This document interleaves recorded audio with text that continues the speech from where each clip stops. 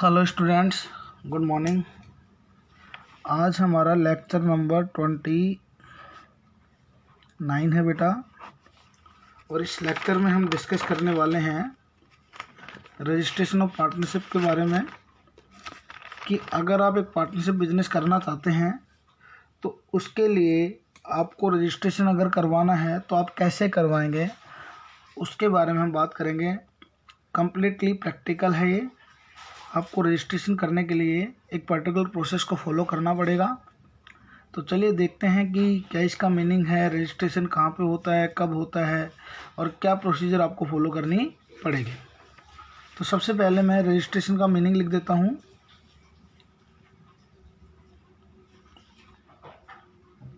It means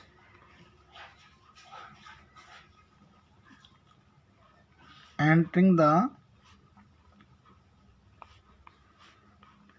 name of firm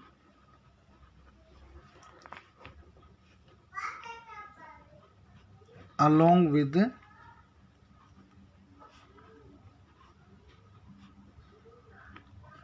relevant prescribed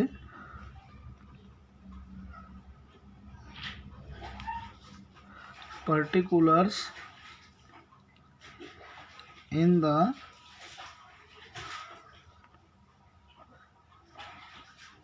register of firms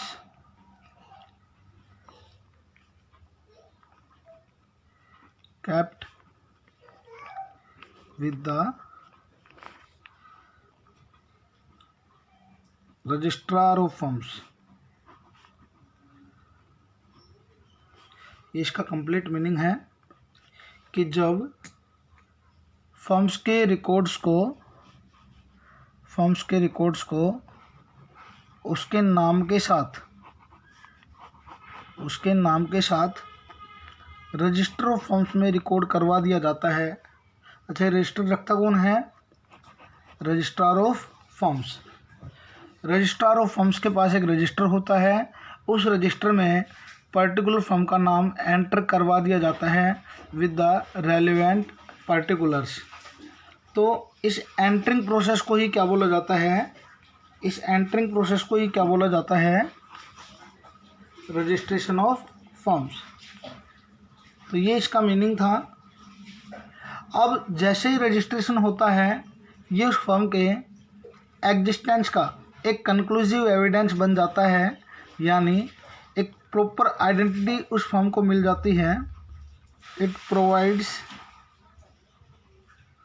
A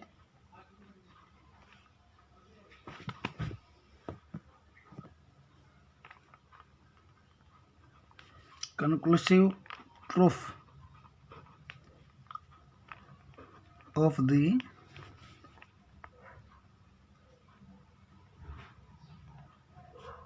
existence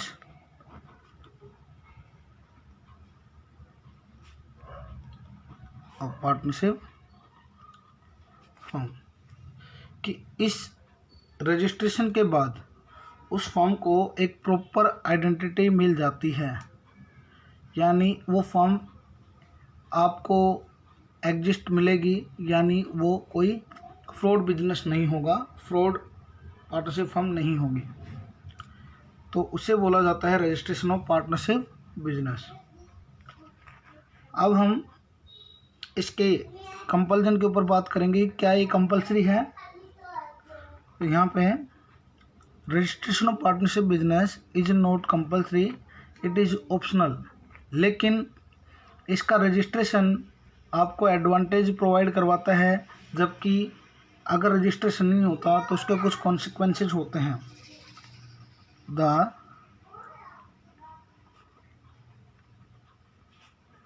registration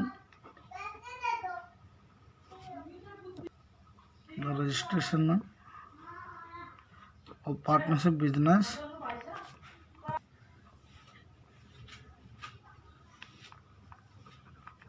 is optional, but it provides some advantage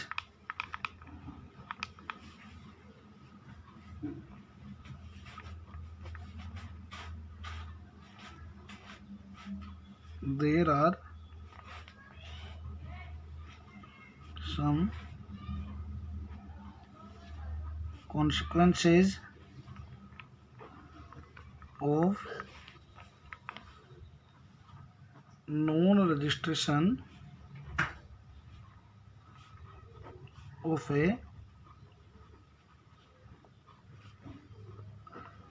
partnership firm, कि अगर आपने registration नहीं करवाया तो उसके कुछ नकारात्मक परिणाम आपको देखने को मिल सकते हैं, कुछ दिक्कतें आपके बिजनेस में आ सकती हैं। तो वो है आपकी ये दी हुई नीचे 3 पॉइंट्स। पहला पॉइंट है a partner of unregistered firm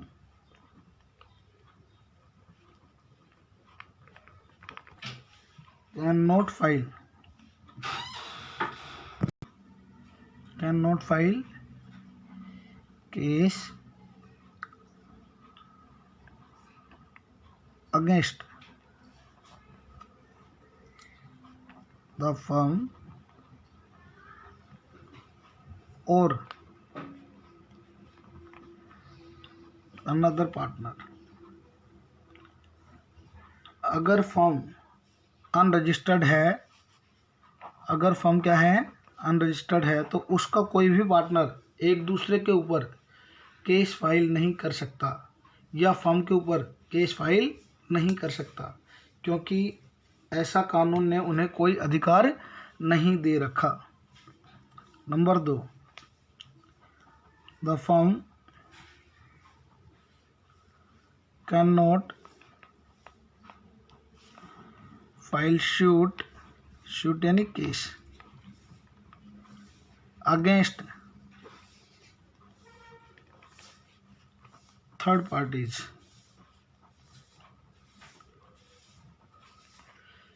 कि जो फर्म है वो थर्ड पार्टी के ऊपर कोई केस फाइल नहीं कर सकती, लेकिन थर्ड पार्टी अनरजिस्टर्ड फर्म के ऊपर केस फाइल कर सकती है। Number 3,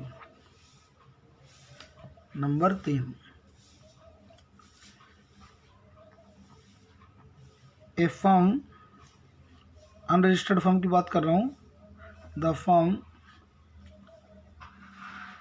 can not file shoot और केस अगेंस्ट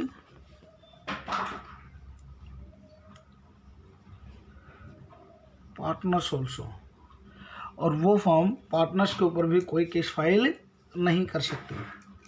तो ये था आपका रजिस्ट्रेशन ना करने का नुकसान, कि अगर आपने रजिस्ट्रेशन नहीं करवाया तो वो फर्म ना तो पार्टनर्स के ऊपर ना ही पार्टनर्स फर्म के ऊपर केस फाइल कर सकते हैं, और फर्म किसी थर्ड पार्टी के अगेंस्ट भी केस फाइल नहीं कर सकती है। सपोज डेटर ने पैसा नहीं दिया तो डेटर के ऊपर फर्म कोई केस फाइल नहीं कर पाएगी, क्योंकि फर्म अनरजिस्टर्ड फर्म है।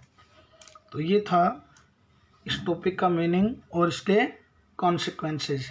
अब हम बात करेंगे process of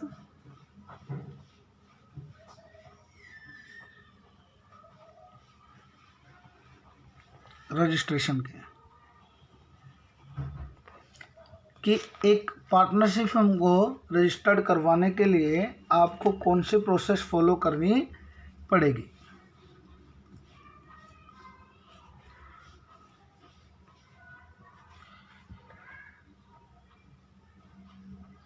for registration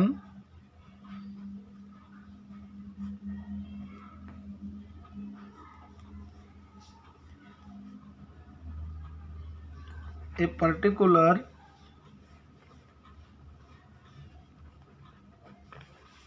procedure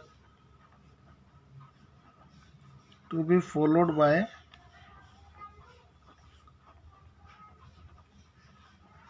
partners at the time of formation or at any time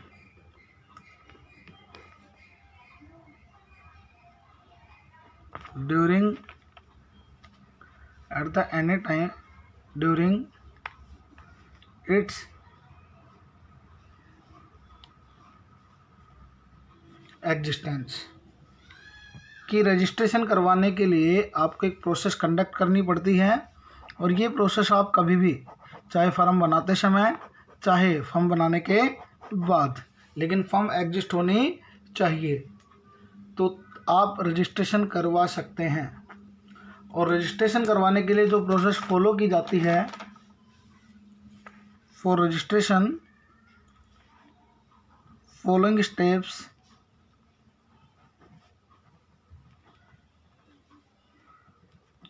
to be taken for registration। आपको कुछ स्टेप्स फॉलो करने पड़ेंगे। सबसे पहले आपको रजिस्ट्रार के पास एक फॉर्म सबमिट करना पड़ेगा, एप्लीकेशन फॉर्म सबमिट करना पड़ेगा। तो step 1,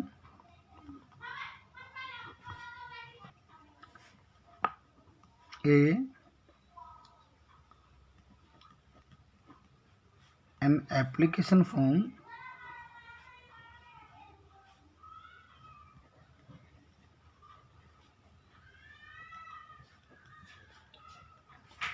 is to be submitted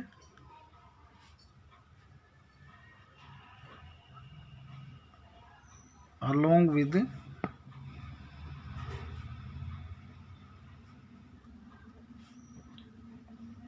relevant particulars in the office of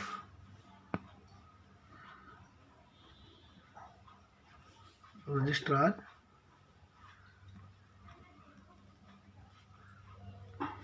which are as follow।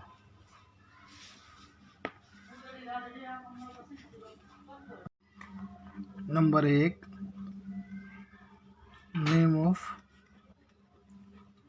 Firm. Number 2, location of firm. Number 3, name of other places where the firm carries on business। Number 4, the date of joining of each partner in firm। Number 5, name and addresses of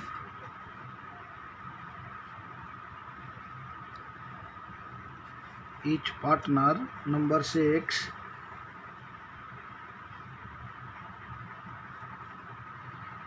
duration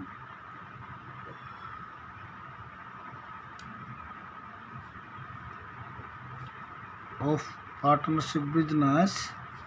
अगर आपका partnership particular business है, particular partnership है, तो उसकी duration भी आपको mention करनी पड़ेगी। तो ये नेसेसरी डिटेल्स आपको प्रोवाइड करवानी होती हैं उस एप्लीकेशन फॉर्म में। और ये एप्लीकेशन फॉर्म सभी पार्टनर्स के द्वारा साइन होता है। This application form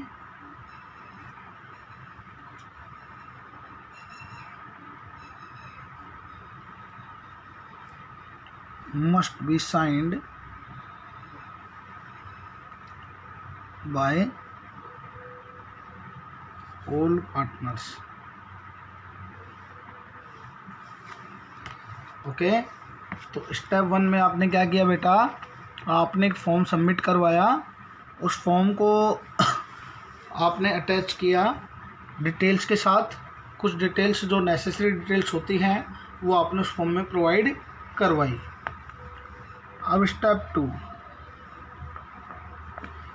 application form के साथ आपको कुछ फीस भी, रजिस्ट्रेशन फीस भी डिपॉजिट करवानी होती है, जो डिसाइड कर रखी होती है रजिस्ट्रार ऑफ फर्म ने। Deposit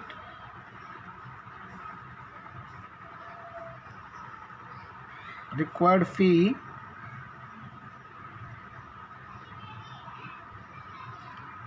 with the registrar of firms. आपने अपना काम कर दिया, अब काम स्टार्ट हो जाता है रजिस्ट्रार का। वो क्रॉस एग्जामिनेशन करने के बाद, क्रॉस चेकिंग करने के बाद अगर सेटिस्फाई होता है तो उस फर्म का नाम अपने पास जो रजिस्टर है उसमें रिकॉर्ड वो कर देता है। तो स्टेप 3 में, after receiving all the details and fees, the registrar verify and examine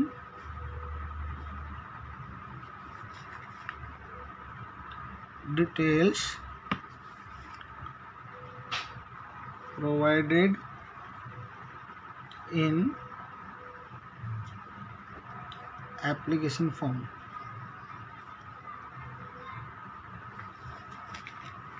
And after complete satisfaction,